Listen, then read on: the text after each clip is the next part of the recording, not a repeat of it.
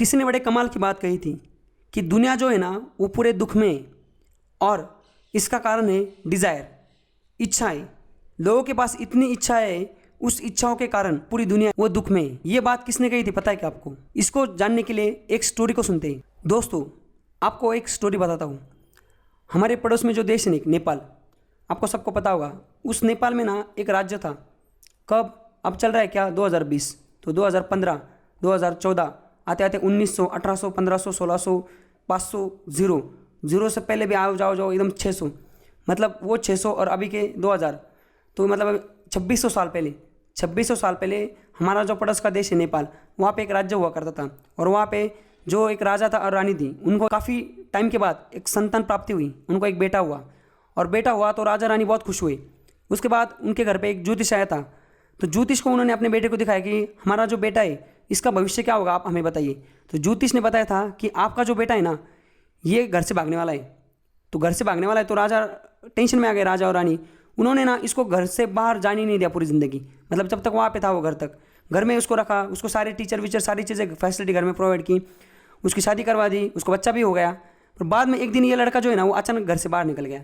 और घर से बाहर निकला एक दिन ऐसे घूमने अपने राज्य में, तो इसको ना पता चल गया। इसने देखा एक आदमी की अर्थी जा रही थी, कुछ लोग ऐसे ही नंगे पुंगे बैठे थे आधे आधे अधूरे कपड़ों में, उनको पास कपड़े भी नहीं थे पूरे पहनने के लिए, कुछ लोगों के लिए खाने के लिए नहीं था। तो इसने ना देखा, पूरा दुख देखा संसार में। इस लड़के को पता चला कि यार दुनिया में कितना दुख है, मैं तो महल में जाके मज़ा कर रहा हूँ। और इसने फिर ना घर वालों को झांसा दे के घर से भाग गया। और ये आदमी जैसे ही घर से भाग गया, कब 29 साल में भाग गया था। बाद में इस आदमी ने एक जगह जाके मेडिटेशन किया, और मेडिटेशन करने के बाद ये जो लड़का था इसको ना मोक्ष की प्राप्ति हो गई। और जैसे इसको मोक्ष की प्राप्ति हुई, इसने एक धर्म की स्थापना की। और वो जो धर्म है ना आज इतने देशों में किया जाता है, जो चाइना है, ये जो म्यांमार है, समझ हमारे आसपास के जापान जुपान इतने देश है ना, ये सारे उसी धर्म की पूजा करते हैं, अर्चना करते हैं। और वो धर्म है बुद्धिज़्म। और वो जो लड़का है जिसके बारे में हम बात करें उसका नाम है गौतम बुद्ध। तो आज का जो हमारा ये लेक्चर ना, इसमें हम गौतम बुद्ध के बारे में और बुद्धिज़्म के बारे में सारा एकदम डिटेल में पढ़ने वाले। और इतना डिटेल में पढ़ने वाले, कोई बुद्धिस्ट आदमी ना, कोई बुद्धिस्ट हो उसको भी इतना पता नहीं होगा बुद्धिज़्म के बारे में, उतना हम आज जानने वाले हैं। समझ गए? तो आज की वीडियो को पूरा अंत तक देखो। तो चलिए शुरुआत करते हैं। नमस्कार दोस्तों, स्वागत है आपका। ये हमारा हिस्ट्री का 5 नंबर का लेक्चर है। इससे पहले लेक्चर में हमने pre historic age, Indus valley civilization, Vedic age, ये जो 3 चैप्टर्स थे इसको कवर किया था। और जो प्रीवियस चैप्टर था हमारा वैदिक एज, इसको हमने 2 पार्ट में डिवाइड किया था, अर्ली वैदिक एज एंड लेटर वैदिक एज। ऐसे हमने 2 अलग अलग लेक्चर देखे थे। तो हमने प्रीवियस लेक्चर तक हमारे जो 3 चैप्टर थे इसको कवर कर लिया था। तो आज का जो लेक्चर है वो है चौथा चैप्टर, बुद्धिज़्म और जैनिज़्म। अब आगे जाने से पहले एक बार हम वापस हमारी टाइमलाइन को समझते हैं।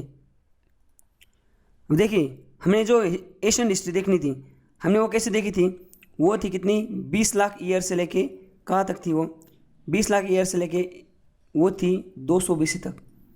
यहाँ तक हमें देखनी थी प्री हिस्टोरिक एज, जो था, जो हमने शुरू में देखा था पहले चैप्टर में एशियन में, वो तो 20 लाख BC से लेके कितना, 200 BC तक। अब इस चीज़ को हमने 5 पार्ट में डिवाइड किया था। ये देखो, ऐसे पहला था पैलियोलिथिक पीरियड, दूसरा था मेसोलिथिक पीरियड, तीसरा था नियोलिथिक पीरियड, चौथा था कैलकोलिथिक पीरियड, और 5वां था आयरन एज।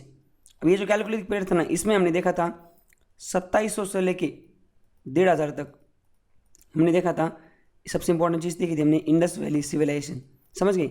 ये जो पैलियोलिथिक पीरियड था ये कितना था, 20 लाख से लेके कितना था, ये 10,000, ये 10,000 से लेके 8,000, ये 8,000 से लेके 4,000, और ये था 4,000 से लेके कितना था, ये 1,500 तक था।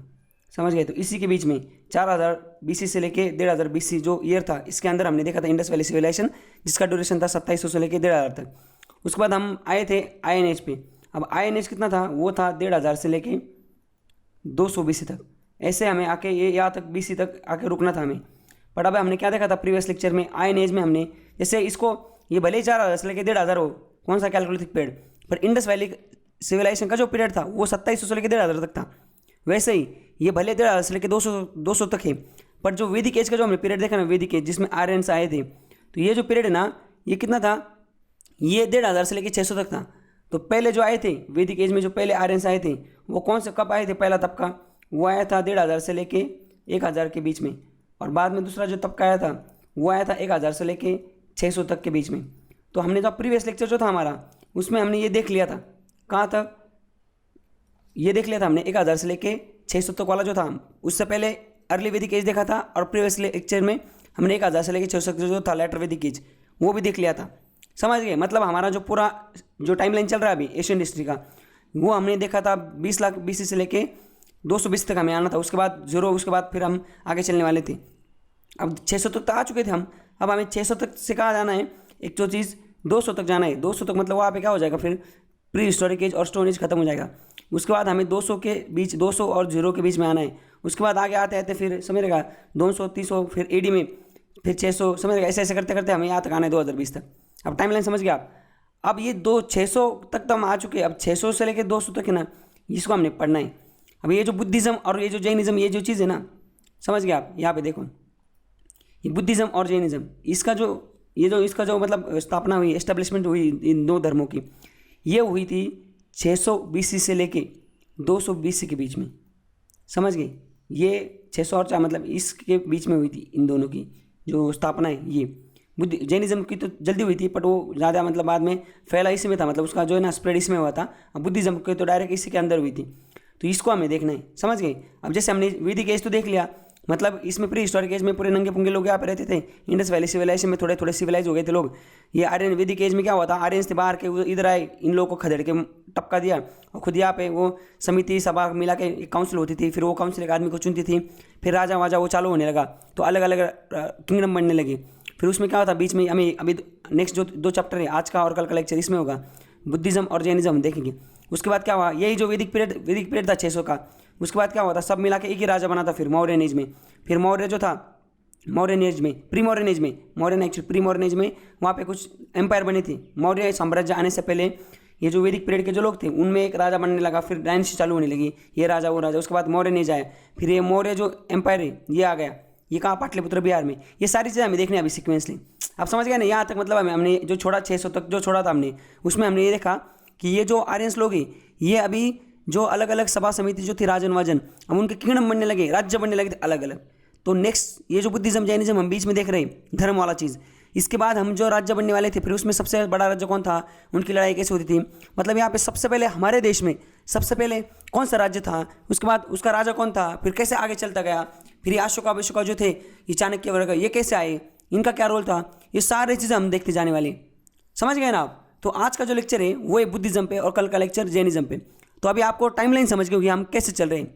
तो चलिए समय की देरी ना करते हुए आज का लेक्चर की शुरुआत करते हैं।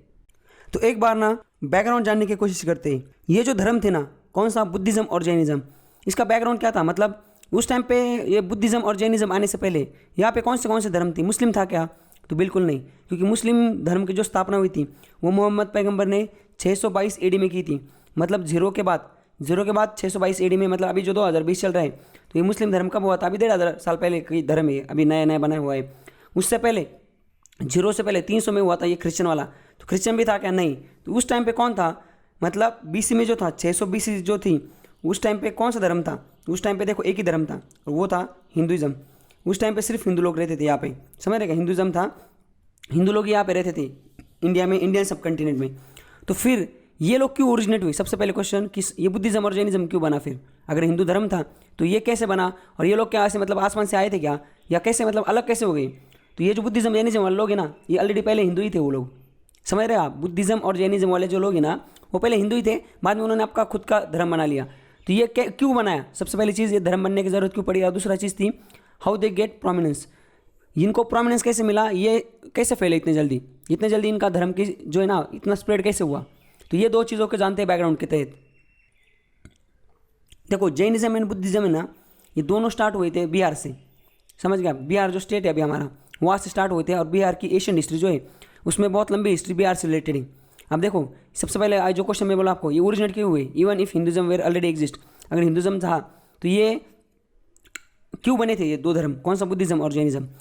सबसे पहला बड़ा अगर कारण कुछ होगा नहीं बनने के लिए, तो वो जो वर्ण सिस्टम थी ना, उसमें क्या होता था, ब्राह्मण, वो क्षत्रिय, उसके बाद क्या होता था, वैश्य और शूद्र। इसमें क्या होता था, ब्राह्मण सिर्फ पूजा वाजा करता था, क्षत्रिय लड़ता था, वैश्य सिर्फ व्यापार करता था, और शूद्र ये खाली नीचे वाले जो काम है इसका साफ सफाई करना, इस टाइप के काम करता था। तो इसकी वजह से क्या हुआ था, जो रूलिंग क्लास था ना, अभी देखो पहले तो इन दोनों में झगड़े थे, क्षत्रिय और ब्राह्मण। क्षत्रिय को लगता था कि ब्राह्मण हमें क्यों उपदेश देते हैं, हम तो राजा है, हम सब चलाते और ब्राह्मण है वो पीते। तो ये रूलिंग क्लास जो था, इन दोनों में भी झगड़े थे। दूसरी चीज़ क्या, ये शूद्र जो थे इनको भी दिक्कत थी। शूद्रा का चीज़ ऐसी थी कि इनको एट्रोसिटीज़, इनको बहुत अत्याचार इन पे होते थे। तीसरी चीज़ ट्रेडिंग क्लास, जो वैश्य है ना, वैश्य मतलब ट्रेडिंग से जो क्लास होता था, ट्रेड वेड करते थे वो लोग। तो उस टाइम पे इनको क्या था, उनके पास बहुत पैसे थे, मटेरियलिस्टिक जो वेल्थ थी, मतलब इनके पास पैसा वैसा बहुत थे घरदार, पर सोशल स्टेटस नहीं था। जैसे ब्राह्मण के पास सोशल, अब ऐसा होता था एक आध भिखार चोट ब्राह्मण होता था पर उसको बहुत इज्जत थी सोसाइटी में, और एक आध क्षत्रिय था, क्षत्रिय तो राजा होते थे एक्चुअली, उनके पास तो पैसा वैसा होता था।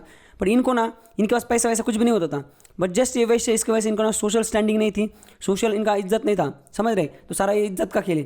तो इस वजह से क्या हुआ, ये जो ट्रेडिंग क्लास है ये और शूद्र क्लास, इन दोनों को सबसे बड़ी दिक्कत थी। इनको तो एट्रोसिटी होती थी और इनको क्या, नो सोशल बाइंडिंग नहीं थी, और ये दोनों के भी झगड़े चलते रहते थे। इसकी वजह से क्या हुआ, सोसाइटी थोड़ी डिप्रेस हो गई, और फिर उन्होंने क्या कर दिया, इन्होंने बोला हम हमारा खुद का धर्म बनाते हैं। उससे पहले और एक चीज़, 2-3 चीज़ बताता हूँ।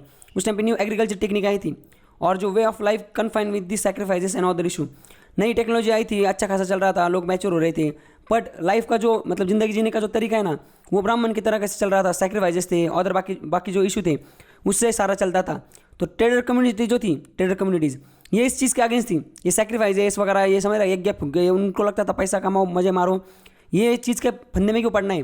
तो ये जो धर्मराष्ट्र से, ये कैपिटल के ना इंटरेस्ट के अगेंस्ट थी। मतलब आपको पता होगा, ये जो कैपिटलिस्ट लोग होते हैं ना, अंबानी टाइप के लोग, जिनको पैसा कमाना है बस, इनको ना ये धर्म वरम एक लेवल के बाद ज़्यादा इनके मतलब सर के ऊपर से जाती है ये चीज़ें।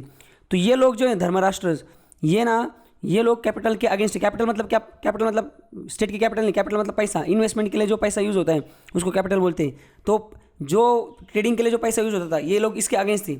और rise of new cities, art and craft, तो अच्छी खासी डेवलपमेंट हो रही थी। तो डेवलपमेंट के साथ साथ क्या हो रहा था, इसके हिसाब से, इसके वजह से ये जो शूद्र लोग हैं और ये जो वैश्य लोग हैं, ये तंग आ गए थे, ये ब्राह्मण और ये क्षत्रिय के चक्कर में। तो फिर इन्होंने क्या कर दिया, इन्होंने खुद का धर्म बना दिया, समझ गए। तो इसकी वजह से 2 धर्म बने उस टाइम पे, अलग अलग टाइम पे। वो कैसे बने, बुद्धिज़्म कैसे बना, जैनिज़्म कैसे बना, किसने बनाया, इसको किसने बनाया, एकदम जीरो से हमें देखना है, समझ रहे। आज के लेक्चर में हम बुद्धिज़्म को देखेंगे, कल के इसमें हम इस जैनिज़्म को देखेंगे। तो देखो प्रोमिनेंस कैसे मिला उनको, मतलब ये चलो धर्म तो बन गया, इतना कैसे बढ़ गया वो। सबसे पहले क्या है, new system in the place, ये वर्ण सिस्टम है, इसको इन्होंने हटा दिया। जैसे बुद्धिज़्म बना, जैनिज़्म बना, इन्होंने बोला हमारा अगर धर्म को अपनाता है, हम वर्ण सिस्टम को अप्लाई नहीं करेंगे, मतलब हमारे यहाँ में ब्राह्मण, क्षत्रिय, शूद्र और वैश्य ऐसा कुछ नहीं होगा, सारे इक्वल होंगे। तो इक्वलिटी प्रीच, इक्वलिटी आ गई तो सबको लगा, वैश्य को लगा साला हिंदुज़म में रह के फ़ायदा क्या है, हिंदुज़म में रहेंगे तो फिर इधर तो इक्वलिटी नहीं है, हमें मान पान नहीं, इज्जत नहीं। वैश्य को भी लगा, वैश्य को लगा मेरे घर के सामने 2 ऑडी खड़ी पर सोशल स्टेटस नहीं, इज्जत नहीं कुछ भी, तो इससे अच्छा इधर जाती, इधर इक्वलिटी, समझ रहे। ऑडी वाला जस्ट एग्जांपल दे रहा था मैं, ऐसे ही समझ रहे हो ना आप, समझने की कोशिश करो।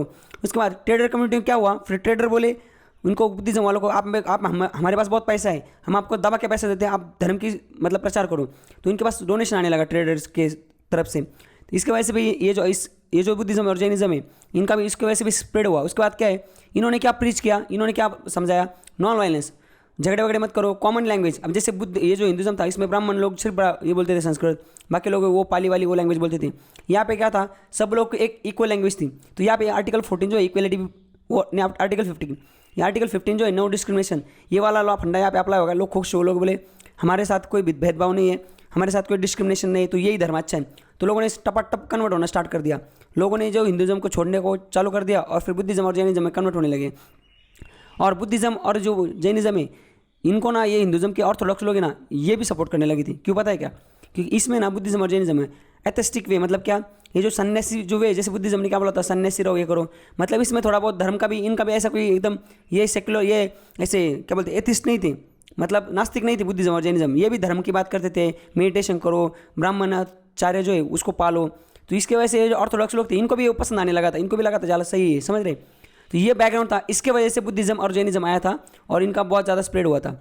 तो देखो हमें जो चैप्टर है बुद्धिज़्म जैनिज़्म, इसमें 2 धर्म देखने, एक तो बुद्धिज़्म, एक तो जैनिज़्म। अब आप पूरी वीडियो को अंत तक देखो, मैं पूरा जो बुद्धिज़्म है आपको एकदम सही से समझाता हूँ, समझ गए। चलो चलते आगे। देखो ये मैप देख रहे हो ना आप, इस मैप में देखो यहाँ पे दिया है। तो बुद्धिज़्म जब आए, अभी देखो यहाँ पे इतने जो देश है ना, ये बुद्धिस्ट देश है डायरेक्ट। बुद्धिस्ट मतलब क्या, यहाँ पे जो लोग अभी पॉपुलेशन, जैसे हमारे यहाँ पे हिंदू मेजोरिटी में, वैसे इन देशों में ना बुद्धिस्ट देश है, ये जैसे चाइना वाइना है, यहाँ पे बुद्धिज़्म मेजोरिटी में, समझ गए आप। तो ये कैसे, फिर अब ये जो देश बुद्धिज़्म बने, मतलब बुद्धिस्ट बने, बट बुद्धिज़्म का जो स्थापना हुई थी वो हमारे देश से हुई थी, बिहार से, समझ गए। तो जैनिज़्म और बुद्धिज़्म दोनों इधर से आए थे। तो भले दुनिया के काफ़ी देश, मतलब उनका फुल मेजोरिटी जो है वो बुद्धिज़्म वाली है, बट वो जो बुद्धिज़्म है वो हमारे देश से निकला था, तो हम उसी को हम जानने की कोशिश करेंगे। तो ये जो चैप्टर है हमारा बुद्धिज़्म और जैनिज़्म, इसमें हमें काफ़ी चीज़ें देखनी है। इतनी हमें चीज़ें देखनी है कि बुद्धिज़्म कैसे आया था, फिलोसॉफी क्या है, बुद्धिस्ट काउंसिल क्या चीज़ है, वो सारी चीज़ें हम देखने की कोशिश करते हैं। देखिए यहाँ पे सबसे पहले हमें देखना पड़ेगा कि बुद्धिज़्म जो है उसको फाउंड किसने किया था, क्योंकि यहाँ पे लिखा है Buddhism was founded by Gautam Buddha. ये आपको पता होगा। ये जो गौतम बुद्ध जी थे ना, इन्होंने बुद्धिज़्म को फाउंड किया था। अब देखो ये गौतम बुद्ध का जन्म जो था ना नेपाल में हुआ था। कब? 566 BC में। तो 566 BC में इनका जन्म हुआ था नेपाल में। इनके पिताजी का नाम था शुद्धोधना और माताजी का नाम था शुद्धोधना और माताजी का नाम था महामाया। तो शुद्धोधना और महामाया इन दोनों का ये बेटा था गौतम बुद्ध। अभी इनका जो खानदान था ये संख्या क्लेन का था। समझ रहे? संख्या क्लेन मतलब क्या? क्लेन मतलब जैसे ग्रुप ऑफ पीपल जब कॉमन इंटरेस्ट के साथ में आते हैं ना, तो उनका जो ग्रुप होता है ना, जैसे ट्राइब टाइप होता है, उसको क्लेन बोलते हैं। तो इनका जो था ना वो संख्या क्लेन था। जैसे अभी मराठा एम्पायर, वो शिवाजी महाराज है ना, इनका कोरोनेशन होने से पहले, मतलब उनका राज अभिषेक होने से पहले, वो जो मराठा जो कम्युनिटी थी वो क्या था? मराठा क्लेन था वो। वैसे इनका संख्या क्लेन था। तो नेपाल में एक एम्पायर था संख्या क्लेन का, उसके जो राजा थे और रानी थी, उसका बेटे थे कौन? ये गौतम बुद्ध। और इनका जब जन्म हुआ था, इनका नाम था सिद्धार्थ। तो ये प्रिंस सिद्धार्थ जन्मे थे। कहाँ पे जन्मे थे? लुम्बिनी, मतलब कपिलवस्तु, अभी प्रेजेंट नेपाल में, वहाँ पे। तो ये जो थे इनका नाम प्रिंस मतलब क्या थे? ये राजा के बेटे थे, तो ये राजा बनने वाले थे। समझ गए आप? और due to this Buddha was known as the क्या है? संख्या मुनि। अब ये संख्या जो है क्लैन, इससे बिलोंग करते थे ये, इसलिए इनको संख्या मुनि बोला जाता है। अब देखो ये जो स्लाइड है ना, इसमें कितने क्वेश्चन बनते हैं आपको बताता हूँ। बुद्धिज़्म किसने फाउंड किया था? एक क्वेश्चन, गौतम बुद्ध ने। गौतम बुद्ध का जन्म कहाँ पे हुआ था? तो वो बोलेंगे बिहार में हुआ था, तो गलत है, नेपाल में हुआ था। कब हुआ था? 566 BC में हुआ था। 3 क्वेश्चन हो गए। चौथा क्वेश्चन, गौतम बुद्ध को संख्या मुनि किसको बोला जाता है? तो चौथा क्वेश्चन, गौतम बुद्ध कौन से क्लान से बिलोंग करते हैं? 5वां क्वेश्चन, संख्या क्लान से। अब ये तो खास पूछेंगे नहीं कि इनके माँ पिता का नाम क्या है, फिर भी अगर पूछा तो याद रखना अपना। माता का नाम था महामाया और पिता का नाम था सुद्धोधना। समझ गया आप? तो ये था थोड़ा बैकग्राउंड। तो गौतम बुद्ध ने बुद्धिज़्म जो है उसको फाउंड किया था। आगे चलते हैं। अब देखो इनके जो गौतम बुद्ध जो थे ना, ये जब छोटे थे ना, तभी इनकी मदर तभी डाइट, मतलब इनका देहांत हो गया था। इनकी मदर का देहांत हो गया था जब इनको जन्म दे रही थी उसी टाइम पे, या कुछ ऐसी थ्योरी बोल जाती कि थोड़े दिन बाद इनका मदर, मतलब गौतम बुद्ध की जो मदर है ये चल बसी थी। फिर उसके बाद इनकी जो मौसी, इन्होंने प्रजापति गौतमी, ये इनका नाम था। प्रजापति गौतमी जो थी, इन्होंने इनको पाल पोस के बड़ा किया था, इसीलिए इनका नाम जो है गौतम बुद्ध रखा गया, मतलब गौतम नाम था इसका। समझ गए आप? इनका नाम बाय बर्थ सिद्धार्थ था, पर इनकी माता जी नहीं थी, इसलिए इनकी जो प्रजापति गौतमी, ये इनकी ये थी मौसी थी, उन्होंने इनको पाल पोस के बड़ा किया था, इसलिए इनका नाम क्या था? गौतम था। समझ गए? चलो थोड़ा आगे चलते हैं और उनकी लाइफ के बारे में जानने की कोशिश करते हैं। देखो गौतम बुद्ध जो थे, इनकी शादी हो गई थी। मतलब जो गौतम बुद्ध धर्म की स्थापना की थी ना, वो ऑलरेडी मैरिड थे, मतलब घर से भाग गए थे वो, फिर पहले तो मैरिड थे वो। इनका जो बीवी का नाम था, इसका नाम था यशोधरा। तो ये ऑलरेडी मैरिड थे, इनकी बीवी का नाम यशोधरा था, इनको एक बच्चा भी था, उसका नाम राहुला था। समझ गए? उसके बाद क्या हुआ था? He left his home at age of 29। तो 29 साल की उम्र में ये ना भाग गए थे घर से, और बाद में धार्मिक हो गए थे, एथिस्टिक बन गए थे वो। समझ गए? और वो जो इवेंट है जब वो घर से भाग गए थे, उसको बोला जाता है महाभीष्मकर्मणा। महाभीष्मकर्मणा मतलब क्या? अगर क्वेश्चन आता है तो महाभीष्मकर्मणा किससे रिलेटेड है, तो आपको ना कुछ भी उटपटांग ऑप्शन दिए जाएंगे, जैसे कि ये टाइप ऑफ यज्ञ है, समझ गए, या कुछ भी दूसरा राजा से रिलेटेड है। तो क्वेश्चन अगर आता है और उसमें अगर ये लाइन लिखी होती कि ये गौतम बुद्ध जो उन्होंने अपना घर छोड़ के चले गए थे, उस इवेंट को बोला जाता है, तो ये सही ऑप्शन है। समझ गया आप? तो दूसरी चीज़ और एक चीज़ क्या है यहाँ पे, the idea of renunciation occurred to Buddha after he saw 4 different stages of the man। देखो ये जो गौतम बुद्ध जी थे ना, इन्होंने ना आदमी के लाइफ की 4 स्टेजेस को बताया है। देखो यहाँ पे सबसे पहले सिक मैन, दूसरा ओल्ड मैन, तीसरा क्या है? कॉर्पस, और चौथा एथिस्टिक। इन्होंने ना ये 4 स्टेजेस बताई आदमी के लाइफ की, और ये जो है ये स्टेजेस देखने के बाद इनको जो आइडिया ऑफ रिन्यूएशन है ये आई थी। समझ गए? अब मैं आपको ना स्टोरी बताता हूँ, बुद्ध जी ना घर से भागे कैसे थे और क्या गेम हुआ था। देखो ये गौतम बुद्ध है ना, ये स्टोरी अभी पता नहीं, ये तो मैंने एक जगह पढ़ी, आपको जैसे बताता हूँ। ये गौतम बुद्ध है ना, ये एक राजा के घर में जन्मे थे, जैसे मैंने आपको बताया, संख्या क्लेन था उनका नेपाल में। और जैसे ये राजा के घर में मतलब इनका जन्म हुआ था ना, तो क्या एक तो इनको मतलब ये अपने माता पिता की जो संतान थी, इनको ये थोड़े लेट पैदा हुए थे, इसके वजह से घर वाले इनसे लेके बहुत कंसर्न थे, मतलब इनको बहुत केयर वेयर करते थे। अब क्या हुआ, बचपन ये जब छोटे थे, वहाँ पर एक ब्राह्मण आया, तो इन्होंने उसको, ज्योतिषा ब्राह्मण जो भी हो, उसको इनका हाथ दिखाया गया। तो उसने इनको पता, इनके माँ बाप को बताया था जब ये छोटे थे कि आपका बेटा ना कल्टी लेने वाला घर से, मतलब ये भाग जाने वाला है, एक दिन घर छोड़ के जाने वाला है। तो फिर घर वाले तो डर गए, माता पिता भी डर गए। इनको लगा कि इकलौता लड़का अगर ये भाग गया तो फिर हमारा आगे राजा कौन बनेगा और देश मतलब हमारा जो राज्य है वो चलेगा कैसे। तो इसके वजह से इनके घर वाले जो थे ना, इनके पिताजी और इनकी माता जी, इन्होंने ना इनको सारी चीज़ें घर में देनी स्टार्ट कर दी। मतलब इनका जो महल था ना, ये महल के बाहर इनको जाने की परमिशन ही नहीं थी। इनके महल में ही सारी चीज़ें आने लगी। जैसे कि टीचर है, इनके लिए अलग से ही टीचर वहाँ पे बुलाने लगे। इनको खेल कूदने के लिए सारी चीज़ें महल के अंदर ही थी। तो इन्होंने बाहर की दुनिया नहीं देखी थी, समझ गए। अब एक दिन क्या हुआ, ये बड़े हो गए। जैसे बड़े हो गए इनकी, और जल्दी इनकी शादी भी करवा दी। इनकी शादी करवा दी ताकि ये अगर जो घर गृहस्थी में अगर मतलब बिजी हो जाएंगे तो घर से भागेंगे नहीं। बीवी बच्चे के प्यार में अगर मतलब ऐसा समझ रहे ना जो, तो ये घर से भागेंगे नहीं, वहीं पे रहेंगे। ये भी एक चीज़ थी उनकी जल्दी शादी करवाने के लिए। पर बाद में क्या हुआ, इनकी शादी वादी सब हो गया। ये एक दिन ना घर से बाहर गलती से घर से बाहर निकले। और इन्होंने जैसे यहाँ पे इनका महल है, तो इन्होंने ये महल छोड़ मतलब यहाँ से जाके इनके पूरे एम्पायर को चक्कर लगा के ऐसे आए, पर वापस महल में आए थे। तो जैसे जा रहे थे ना, इन्होंने देखा एक जगह ना एक आदमी की मतलब मौत हो गई थी और उसको जलाने के लिए लेके जा रहे थे। तो सब लोग वहाँ पे रो रहे थे, समझ गए, इतने रो रहे थे जोर जोर से।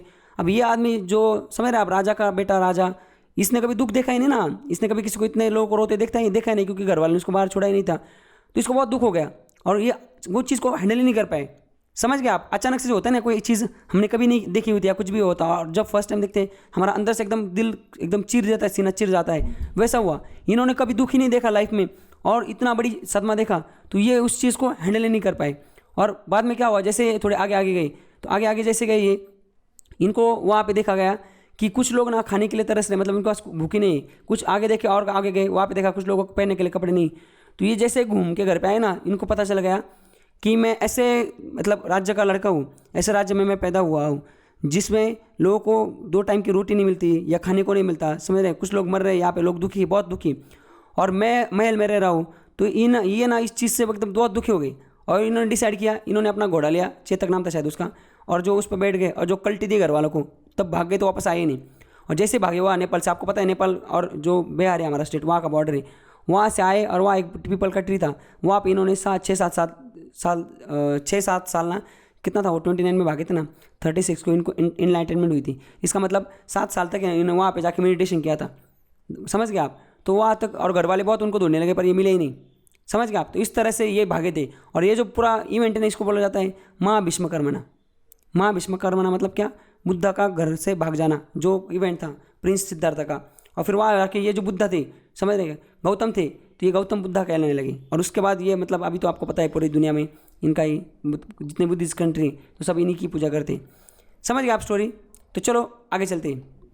आगे क्या पढ़ना है हमें, देखो यहाँ पे बुद्धा, देखो मैंने जैसे बताया ना आपको, ये जो है ना क्या हुआ था, फिर उसके बाद ये घर से भाग गई। वहाँ कितने इनका एज कब कितना था जब भागे थे, तब 29 था। और जब ये भागे ना, तो ये आगे बिहार का जो ये था, गया डिस्ट्रिक्ट है बिहार में, वहाँ पे एक ट्री था, उस ट्री के नीचे आ गई वो। अभी उस ट्री को बोधि ट्री बोला जाता है। उस ट्री के नीचे बैठ गए वो मेडिटेशन के लिए। कितने साल तक, 7 साल तक। और 7 साल के बाद एट एज ऑफ 35 जब एज हुआ ना, तो इनको ना एनलाइटमेंट हुई। एनलाइटमेंट मतलब क्या, मोक्ष प्राप्ति। मोक्ष प्राप्ति मतलब क्या हुआ था, अब देखो मोक्ष प्राप्ति मतलब क्या, जैसे अभी आप लोग, किसी को पैसे की इच्छा है, किसी को लड़की को पटाने की इच्छा है, समझ रहे, किसी को मूवी देखने की इच्छा है, तो ये जो इच्छा होती ना, मतलब जो 5 सेंसेस की मतलब इच्छा होती है, जैसे कि हमारा जो ये होता है नाक है, हमारा जो नोज़ है, उसको अच्छे अच्छे स्मेल करने की इच्छा होती है, गुलाब जामुन का स्मेल करो। हमारी जो टंग है उसको भी समझ जलेबी खाने की इच्छा होती है। हमारी जो मतलब हर एक को अलग अलग होती है ना, सारी जो हमारे डिज़ायर्स होते हैं, डिज़ायर्स, किसी को फिजिकल डिज़ायर है, किसी को समझ रहे सेक्स करने का डिज़ायर है, ये अलग अलग जो डिज़ायर होते हैं ना सबके, ये अगर इस पर अगर आपको काबू मिल जाए, समझ रहे, मतलब अगर आपके सामने अगर कोई बहुत बड़ा बेवड़ा आदमी और उसके सामने दारू भी रख दिया जाए और उसने खुद को कंट्रोल करना इतना सीख लिया है वो कि उसको दारू का भाई बिल्कुल इच्छा नहीं हो रही, समझ गए, या कोई फूडी आदमी उसको बहुत खाने की इच्छा है, तो ऐसा अगर कोई आदमी होता है जिसको ये जो बाकी सारी इच्छा है ना, सारे टाइप की इच्छा, उसको वो मर चुकी है उसके अंदर की, समझ रहे, वो एकदम उसको कुछ भी इच्छा नहीं, कुछ भी करने की, ना खाने की, जो मोह माया ये चीज़ है ना, कुछ भी नहीं, तो वो जो स्टेज होती है लाइफ की, इसको बोला जाता है एनलाइटमेंट, उसको बोलते हैं मोक्ष की प्राप्ति, समझ गए। तो इनको एज ऑफ 35 में मोक्ष की प्राप्ति हो चुकी थी, समझ गए। एट द क्या है उरुवेला, वाइल मेडिटेटिंग, उरुवेला जो था वहाँ पे जब मेडिटेटिंग कर रहे थे। अब देखो यहाँ पे जो है ना दिया है, कौन सा ट्री के अंडर, ये बनियान ट्री था, मतलब बोधि ट्री जो था, ये ट्री कौन सा था, बनियान था या कौन सा था, तो बनियान था। तो मैंने एक बार गूगल पे चेक किया था, वो बनियान नहीं दिखा रहा है, तो वो आगे दिया है नेक्स्ट स्लाइड में कौन सा ट्री था, तो 2 ट्री उसमें थोड़ा कन्फ्यूजन था, तो नेक्स्ट स्लाइड में जो है वो दिया है गूगल में, समझ गया किताब में, इसलिए मैंने स्लाइड में तो बनियान डाला था, एक जगह से उठाया था मैंने गूगल से, पर बाकी बाद में देखा जाए तो बाकी जगह दूसरी जो जगह है उसमें दूसरा ट्री है वो। कौन सा ट्री एक बार वो दिखाई दे तो आपको मैं एक बार, तो कन्फ्यूजन ना रहे। कहाँ लिखा हुआ है यहाँ पे देखो, यहाँ लिखा हुआ है का, देखो ये पीपल ट्री, तो बहुत जगह है ना पीपल ट्री लिखा गया है। तो मैंने पहले तो बनियान ट्री किया था, पर बाद में जब मैंने चेक किया एक क्वेश्चन सॉल्व करा था, उस क्वेश्चन में आंसर था बनिया पीपल ट्री दिया हुआ था। समझ गए आप? तो चलो एक बार इसको कंप्लीट करते हैं जो पिछले चाइल्ड थी। तो समझ गए आप? अभी क्वेश्चन आता है, क्वेश्चन क्या आता है, बुद्धा जब घर से भागे थे एज क्या थी? 29। मतलब जो ये जो इवेंट था महाकर्मणा वो वाला, उस टाइम एज कितनी थी? 29। एनलाइटमेंट जब मिली थी तब एज कितनी थी? 35। कहाँ पे मेडिटेशन किया था? कौन से रिवर के बैंक में? मतलब उस जहाँ पे मेडिटेशन किया था बुद्धा ट्री, उसके साइड से एक रिवर गई थी, वो रिवर का नाम क्या था? रिवर, ये क्या है? निरंजना, निरंजना रिवर थी। कहाँ पे? कौन से ट्री के? उस ट्री को नाम क्या बोला जाता है? बोधि ट्री। और अब वो ट्री कौन सा था? पीपल का ट्री था। और ये सब कांड कहाँ पे हुआ था? बोध गया। समझ रहे? बोध गया मतलब क्या? गया जो था डिस्ट्रिक्ट बिहार में, वहाँ पे। समझ गए आप? तो इन चीज़ों पर इतने क्वेश्चन हमने एक स्लाइड, इतने देखो ये 2 लाइन में कवर कर दी। तो चलिए आगे चलते हैं। आगे और क्या चीज़ लिखी गई है बुद्ध के बारे में? देखो यहाँ पे ये लिखा हुआ है कि इनको एनलाइटमेंट मिली थी, मोक्ष की प्राप्ति मिली थी गया में। समझ गए? अभी जो मगध, जो बिहारी, मतलब उस टाइम पे उस बिहार को मगध बोला जाता था, मगध राज्य बिहार में, पीपल ट्री के नीचे गौतम बुद्ध एंड क्या है, ये क्या है, Tathagata who and he who was attained the truth. Okay, ये यहाँ पे गए थे। उसके बाद he give the first sermon. Sermon मतलब क्या? सेरेमन मतलब जो होता है स्पीच, प्रवचन। प्रवचन जो होता है ना जी, जो बुद्ध जो थे, इन्होंने पहला प्रवचन जो था कहाँ पे दिया था? सरनाथ नियर वाराणसी, वाराणसी के पास इन्होंने ना पहला प्रवचन दिया था। और वो जो इवेंट है उसको क्या बोला जाता है? अभी इतना बड़ा वर्ड है, मैं थोड़ा धीरे से पढ़ता हूँ। धर्मचक्र प्रवर्तना, धर्मचक्र प्रवर्तना, और एक बोला जाता है धर्मचक्र प्रवर्तना, ये भी वही है। ओके, तो धर्मचक्र प्रवर्तना जो इवेंट है वो किससे रिलेटेड है? वो इससे रिलेटेड है जब बुद्धा ने अपना फर्स्ट जो प्रवचन दिया था वाराणसी में, वाराणसी के पास सरनाथ जगह पे, उसको बोला जाता है धर्मचक्र प्रवर्तना। समझ गया आप? और पहला जो था एनलाइटमेंट, सॉरी, घर से जब भागे थे, जो वो जो इवेंट था उसको क्या बोला जाता है? यहाँ पे दिया हुआ है देखो, उसको बोला जाता है यहाँ पे माँ विश्वकर्मणा। समझ गए? तो ये चीज़ें आप याद रखो, इस पे आते हैं क्वेश्चन, जो मैंने आपको बोला था ना क्वेश्चन आते हैं, तो ऐसी चीज़ों पे आते हैं क्वेश्चन कि ये इवेंट किससे रिलेटेड था, ट्री कौन सा था, कब हुआ था, एज फैक्टर, धर्म, ये इवेंट किससे रिलेटेड है। समझ आप? इस चीज़ों पे क्वेश्चन आते हैं। आगे चलते हैं। आगे क्या लिखा हुआ है यहाँ पे देखो, बुद्धा अटेंड द क्या है? महापरिवर्तना। महापरिवर्तना मतलब क्या? बुद्धा जो जब निकल लिए थे, मतलब बुद्धा जी का जब देहांत हुआ था, तो वो जो इवेंट है ना उसको बोला जाता है महापरिनिर्वाणा। महापरिनिर्वाणा किससे रिलेटेड है? तो ये भी आप याद रखो। कहाँ पे? कुशीनगर। समझ गया? अभी वो उत्तर प्रदेश में। कब? 483 BC, मतलब उनका जन्म कब हुआ था? 566 BC में हुआ था, 566 BC में। और उनका देहांत कब हुआ था? 483 BC में। मतलब कितने साल वो थे? मतलब ये ऊपर के कितने हुए वो? ये 17 साल और वो 66। 66 प्लस 17 कर दो आप, कितना होता है? 66 नहीं, हाँ 66 और 17 कितना होता है? ये हो गया, यहाँ पे 3 मिल रही थी, 83 की जो एज थी, मतलब 83 साल उम्र थी उनकी जब वो उनका देहांत हुआ था। मतलब 83 साल जिए थे, तो अच्छा खासी लाइफ जिए थे कुशीनगर उत्तर प्रदेश में। और ये जो इवेंट, इसको मैंने जैसे बताया आपको महापरिवर्तना। महापरिवर्तना मतलब क्या? बुद्धा का जब देहांत होता है उस चीज़ को बोलते हैं महापरिवर्तना। और बुद्धा जो वर्ड है, बुद्धा, इसका मतलब क्या होता है? Enlightened one. मतलब जिसको एनलाइटमेंट, बुद्धा का मीनिंग क्या होता है? जिसको मोक्ष प्राप्त हो चुकी, उस बुद्धा का वर्ड का मतलब होता है जिसको मोक्ष प्राप्त हो चुकी, उसको बोलते हैं बुद्धा। अब देखो, बुद्धा जब थे ना उस टाइम पे उनके कंटेम्प्रेरी, मतलब बुद्धा जब जीवित थे उस टाइम पे कौन कौन जीवित था, उस टाइम पे कौन राजा था, क्या था, समझ रहे क्या? वो चीज़ें पे क्वेश्चन आता है कि which of the following people, ये जो लोग हैं, ये राजा या ये मुनि कौन भी हो, इनमें से कौन से ऐसे लोग जो वो तब थे जब बुद्धा जन्मे थे। समझ क्या? तो महावीरा जब थे ना, मतलब बुद्धा जब थे ना जीवित, उस टाइम पे महावीरा भी थे। ये किंग जो एक राजा था, कौन सा? किंग्स कौन से थे? जो पहला राजा था उसका नाम था क्या है? परसेंजीत, ये एक राजा था। बिम्बसारा एक राजा था, अजातशत्रु ये राजा था। बिम्बसारा जो था इसी का बेटा था अजातशत्रु। ये 3 राजा किंग्स और एक महावीरा, ये जीवित थे, इन्होंने बुद्धा को देखा है। समझ गए आप? और जब ये देखो, ये महापरिवर्तना, ये देखो बुद्धा का यहाँ पे वैसे रखा जाया था, यहाँ पे इनको कुशीनगर उत्तर प्रदेश में।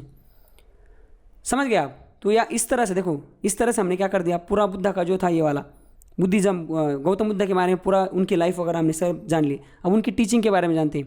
देखो यहाँ पे लिखा हुआ है बुद्धा की जो फिलॉसफी और उनकी टीचिंग, ये 5 टाइप की फिलॉसफी और टीचिंग उनकी। सबसे पहले क्या है? Doctrine of Buddhism. उसके बाद क्या है? 4 नोबल ट्रूथ्स। उसके बाद 8 फोल्ड पाथ्स। उसके बाद ट्रायरत्न ऑफ बुद्धा, और लास्ट है कोड ऑफ कंडक्ट। तो इसको फास्ट फॉरवर्ड एक बार समझते हैं हम कि क्या क्या है। सबसे पहले क्या है? Doctrine of Buddhism. तो बुद्धिज्म की जो डॉक्ट्रिन थी वो क्या थी? बुद्धा ने क्या बोला था, देखो बुद्धा ने क्या बोला था, एज ए रिफॉर्मर, ऐसे मतलब ये सुधारक, एज ए सुधारक के तौर पे, he did not involve himself in the debates of soul and Brahma but concentrated on वो क्या है वर्ल्डली प्रॉब्लम्स। इन्होंने ना ये सोल ब्रह्मा मतलब आत्मा वित्मा ब्रह्मा, इसके चक्कर में इन्होंने अपना टाइम बर्बाद नहीं किया कभी भी। इन्होंने क्या कर दिया, इन्होंने खुद को रिफॉर्मर मतलब एज ए सुधारक, समाज सुधारक, सोशल रिफॉर्मर टाइप थी ये दुनिया के जो प्रॉब्लम्स थे इन पर इन्होंने कॉन्सेंट्रेट किया था। इन्होंने बोला था world is a full of sorrow and people are suffer on account of desires. मतलब देखो कितनी बढ़िया बात है ये जो चीज़ है ना, आप इसको सोचने को मतलब जो दुनिया है ये पूरी दुख में भरी हुई, क्योंकि people suffer on the account of desire. दुनिया में दुख इसलिए क्योंकि लोगों के पास डिज़ायर है। जैसे कि कोई किसका ब्रेकअप हो गया, उस लड़की छोड़ के गई, बंदा रोने लगा, समझे, किसका जॉब चला गया, तो डिज़ायर तो ये पैसा कमाने का डिज़ायर है, लड़की को पाने का डिज़ायर है। अगर किसी के पास डिज़ायर नहीं होगा ना तो दुख ही नहीं होगा, ये बोला था बुद्धा ने, समझ गए। If desire are conquered nirvana will be attained and there is freedom of cycle of birth and death. मतलब बुद्धा ने बोला था कि अगर डिज़ायर खत्म हो जाते हैं आपके अंदर आपके अंदर जो इच्छा है वो मर जाती, तो आपको क्या हो गया, निर्वाणा मिल जाएगा आपको, निर्वाणा मतलब आपको मोक्ष मिल जाएगा, और आप जो बर्थ और रीबर्थ की जो साइकिल है उससे बच जाओगे। मतलब बुद्धा जी इस चीज़ में बिलीव करते थे, बर्थ और रीबर्थ मतलब समझ गया, डेथ, बर्थ और रीबर्थ और डेथ मतलब क्या, जैसे हम बोलते हैं ना कि तू इतना पाप करेगा नेक्स्ट जन्म में तुझे ये मिलेगा, तूने पिछले जन्म बहुत अच्छा पुण्य किया था इसलिए ये जन्म में तुझे ये मिला। तो बुद्धा ने बोला था कि ये जो साइकिल है बर्थ डेथ वापस रीबर्थ ये खत्म हो जाएगी अगर आपको आपके डिज़ायर खत्म हो जाएंगे, समझ गए। तो ये था doctrine of Buddhism. Doctrine of Buddhism क्या है कि आप मोक्ष, अगर आपको मोक्ष पाना है तो सबसे बड़ा कांड करने वाला चीज़ जो है वो डिज़ायर है, इसको आप मरवा दो, इसको खत्म कर दो, अपने आप आपका जो इस चंगुल है बर्थ रिबर्थ का, इससे आप बच जाओगे और आपको मोक्ष मिल जाएगा। उसके बाद आगे क्या है, 4 नोबल ट्रूथ्स।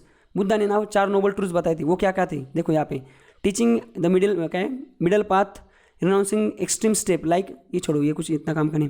4 नोबल ट्रूथ हम देखते हैं, समझ रहे क्या, आर्य सत्य बोला जाता है इनको बुद्धिज्म में।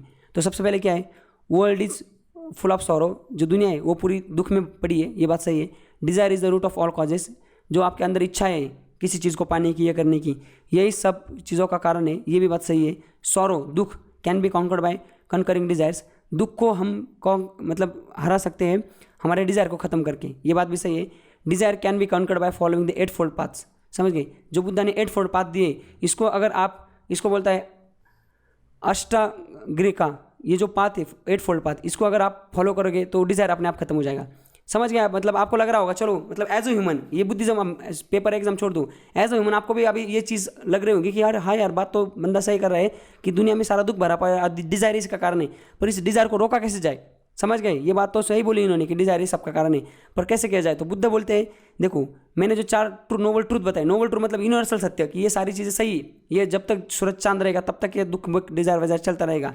तो इन्होंने बोला इसको अगर आपको ख़त्म करना है तो आपको 8 फोल्ड पाथ जो है जो मैंने बताया, इसको अगर आप करोगे तो आपका अंदर अपने आप दुख खत्म हो जाएगा। तो 8 फोल्ड पाथ कौन से देखो यहाँ पे लिखा हुआ है सारे के सारे। सबसे पहले क्या है, राइट अंडरस्टैंडिंग, आपको चीज़ सारे अंडरस्टैंड करने की ज़रूरत है सबसे पहले।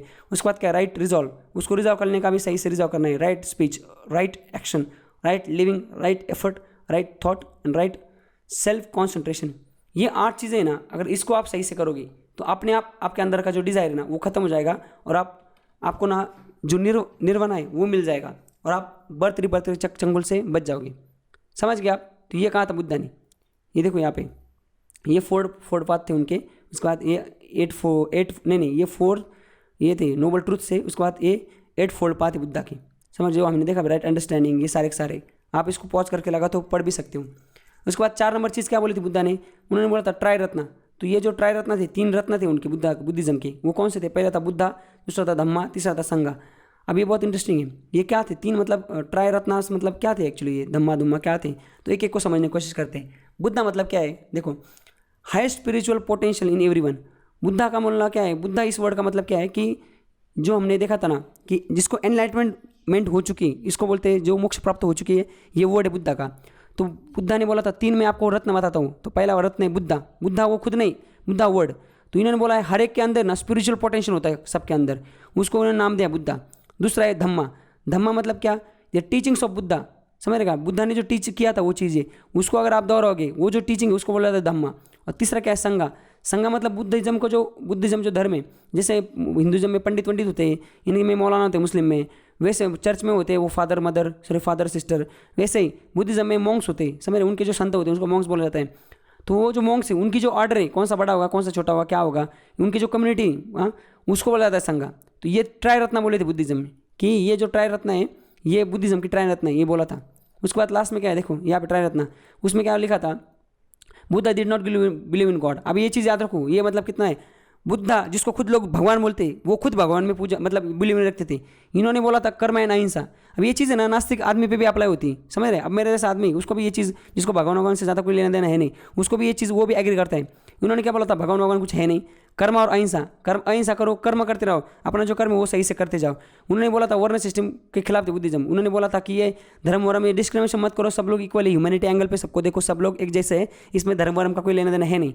बुद्धा ने सब चीज़ें पाली में लिखी थी। ये क्वेश्चन आता है, बुद्धा ने जो सारी चीज़ें पढ़ाते थे वो कौन सी लैंग्वेज में, वो Buddhism spread in several countries, समझ रहे, आउटसाइड इंडिया। आउटसाइड इंडिया ना काफ़ी कंट्रीज में पड़ गया। और चाइना ने बुद्धिज्म को अडॉप्ट कर लिया इन 1st सेंचुरी एडी, मतलब 100 जो था एडी। अब क्या चल रहा है, अब जैसे बुद्धिज्म आया था ये कौन सा है, ये 420 से चल रहा है, मतलब 4, उसके बाद 500 साल बाद 100 एडी में, समझ रहे, जीरो क्रॉस करके जब आया था आगे, तब बुद्धा चाइना ने बुद्धिज्म को अडॉप्ट किया था अपने देश में पूरा। और उनका देश बुद्धि देश है चाइना का भी। बुद्धा ने सबसे इंपॉर्टेंट जो चीज़ बोली थी ना, जो मुझे पर्सनली पसंद है, वो थी बुद्धा ने बोला था आप भगवान के पास मत जाओ, किसी मंदिर में मत जाओ, आपके अंदर खुद ही भगवानी, आप खुद ही भगवान हो, आप बस मेडिटेशन करो और अच्छे कर्म करो। और जो 8 फोड़ पाते ना, किसी का बुरा मत सोचो, किसी का एक मत करो, समझ रहे, किसी को तकलीफ मत दो, कर्म करते जाओ, कर्म इज, समझ रहे क्या, कर्म करते जाओ, ये बुद्धा ने बोला था। तो ये चीज़ बहुत सही बोली थी। इन्होंने बोला था खुद, इन्होंने जब ये मरते टाइम इन्होंने ये बोल के गए थे बुद्धा कि मैं जो बोल रहा हूँ भगवान नहीं, तो मुझे भी भगवान मत करो, मैं मरने के बाद मेरी पूजा अर्चना मत करो, मेरे टेम्पल मत बनाओ, मेरे स्टैचू मत बनाओ। पर बाद में ना इनके कुछ लोग बुद्धिज्म के बाद में उनके 2 गट हो गए, इनमें झगड़े हो गए। एक जो उनका ग्रुप था, जो गुट था, उन्होंने फिर वो बुद्धा का जो ओरिजिनल ट्रुथ से कि धर्म मत करो, मतलब टेम्पल में मत जाओ, मेरी पूजा मत करो, मेरा जो ये स्टैचू मत बनाओ, वो उसी को फॉलो करने लगे हिमायना। और जो दूसरा गुट बना था, उन्होंने फिर वो अपडेट हो गए सोसाइटी के तहत, उन्होंने फिर पूरा रायता फैला दिया। बुद्धिज्म ने जो बोला था, बुद्धा ने बोला था कि मेरा स्टैचू मत बनाओ, इन्होंने बड़े बड़े स्टैचू बना के रखे दुनिया भर में, समझ गए आप। तो यहाँ तक हमने देख लिया था। आगे क्या है, आगे देखो क्या बाकी 5 और पॉइंट बाकी कुछ, तो उसमें था 5 conduct code, 5 code of conduct. Buddha ने जो 5 कोड ऑफ कंडक्ट बोले थे वो क्या था, हम एक बार इसको देखते हैं। सबसे पहले क्या था, do not convert the others property, मतलब जो दूसरे की प्रॉपर्टी ना, इसको अपने प्रॉपर्टी में कन्वर्ट मत करो। इन जनरल क्या है, दूसरों को टोपी मत पहनाओ, नॉन वायलेंस, वायलेंस मत करो, समझ रहे, मारपीट धांधलाबाजी ये सारी चीज़ें मत करो। ट्रूथ पे डटे रहो, समझ रहे आप। ये ट्रूथ, ये चीज़ ना इतनी सही ना कि अगर मतलब आप सच बोलते हो कुछ भी हो जाए, समझ गए, इससे इतनी खुशी मिलती ना कि भगवान के पास जाने की जरूरत नहीं। अब मैं आपको मेरी पर्सनल चीज़ बताता हूँ, मैं कभी किसी भगवान के पास जाता नहीं, मेरे घर वाले इतने खतरनाक धार्मिक है, मैं कभी जाता नहीं, फिर भी मुझे ऐसे कोई गिल्ट विल्ट की नहीं, क्योंकि पता है क्या, इस चीज़ की वजह से, क्योंकि मैं लाइफ में कभी झूठ नहीं बोलता, समझ रहे। मतलब थोड़ा बहुत अगर किसी का भला हो रहा तो ठीक है, पर मैंने अपने पर्सनल जो है ना, वैयक्तिक स्वार्थ पर्सनल जो है ना, उसके लिए कभी मैंने झूठ नहीं बोला है, और उसके चक्कर में मुझे काफ़ी लॉस भी हुआ है। पर मैं इस पर डटा रहा हूँ, उसकी वजह से मुझे अंतरिक्ष समाधान है। अगर कल कोई बोलेगा भी ना आपको 8 दिन बाद मरना है, तो मुझे ऐसा कुछ ज़्यादा दुख वुख है नहीं मरने का, समझ रहे, क्योंकि मैं जब तक जितना भी ज़िंदगी जी है सच के सहारे जी। तो आप भी ये जो 5 चीज़ें ना, इसको अप्लाई करो आप लाइफ में, ये बहुत बढ़िया चीज़ है। देखो उसके बाद क्या, नो इंटॉक्सिकेट, ये दारू वारू मत पियो, और नो ये क्या है, इंजुलेंस इन करप्ट प्रैक्टिसेस, मतलब करप्शन वर्षन मतलब झोल झाल मत करो, समझ गए।